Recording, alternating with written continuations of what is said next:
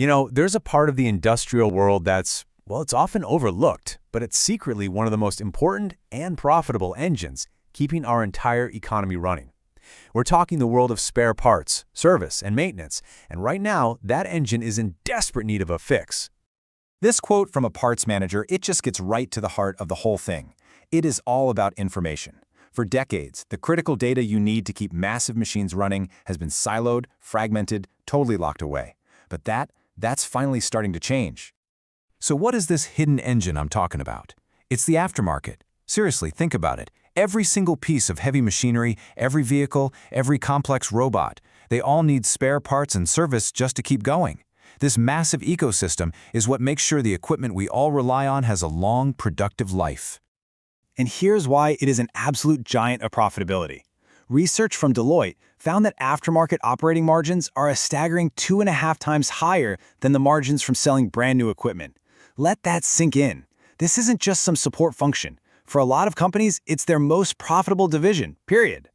But there's a huge problem. For all its importance, this hidden engine has been running on outdated, analog processes for way too long.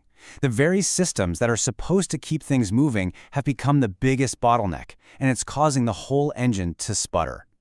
I mean, just look at this. This is the daily reality for so many parts managers. You've got multiple screens, clunky PDF manuals, disconnected portals, even old-school physical binders. It's just a constant struggle to piece together information from a dozen different places just to find one simple part. It's chaos. And that chaos creates this cascade of problems across the entire operation. You've got fragmented systems that don't talk to each other, which leads to totally inefficient planning. You're stuck with manual processes that are slow and just riddled with errors.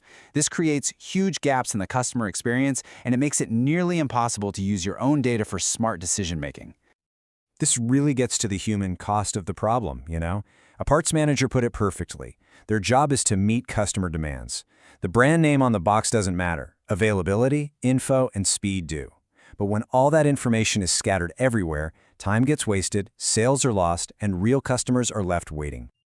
So, how do you fix a broken analog engine? Well, you introduce a digital catalyst. The solution is to create a single centralized source of truth that just cuts right through all that chaos and delivers the right information instantly.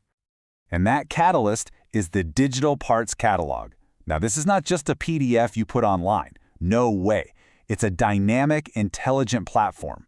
The best way to think of it is as the central nervous system for the entire aftermarket operation, connecting every part, every diagram, and every piece of service information in one single accessible place. So, instead of that chaotic desk with all the screens and binders, you get this, a single intuitive interface. Right here, users can visually explore incredibly complex machinery, they can click on interactive hotspots, and instantly see the part number, the price, and the availability. This is a total transformation of time. I mean, what once took hours of frustrating, soul-crushing searches is now done in seconds. This isn't just a small improvement, it's a fundamental change on how the work actually gets done. It's a game changer. And a transformation like this doesn't just help one person sitting at a desk. It's like a wave of empowerment that lifts up every single person involved in the process, from the technician out in the field to the strategist back at headquarters. So picture this. A field technician is on a remote job site. They can pull up the exact diagram on their phone, right then and there, making sure they order the right part the first time. The parts manager back at the counter, they can identify parts with near-perfect accuracy, which slashes costly returns. And for the OEM strategist, they suddenly have access to real-time data on which parts are in demand, allowing for way smarter inventory and business decisions.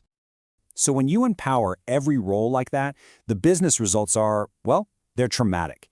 This isn't just about making work easier, it's about creating a powerful new competitive edge, with a return on investment that you can actually see and measure. The results from real-world companies doing this are just staggering. Support calls plummet by 90% because people can finally find their own answers.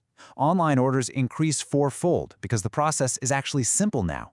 And the time it takes to place an order, it's cut by 80%. These are absolutely transformative figures. And it doesn't stop there. Oh no! Companies are seeing customer satisfaction scores jump by as much as 250%. Machine uptime increases because repairs are just faster and more accurate, and it even boosts sustainability efforts, with remanufacturing production going up by over 20%, all because core parts are easier to identify and track. So all of this data, it really points to one crucial question. This digital shift, it's not a trend, it is the future of the industry. The only real question left is, are businesses ready to adapt? And there's a real urgency here. The next generation of technicians, parts managers, and engineers, they're digitally native. A staggering 91% say that the quality of a company's technology will influence their decision to even work there. Outdated, clunky systems aren't just inefficient anymore. They're a massive barrier to attracting new talent. Ultimately, success in today's aftermarket, it hinges on one thing: information. The difference between the leaners and the laggards is whether they treat their information as a strategic asset or as a cluttered afterthought. So the final question is pretty simple. For your business, which one is it?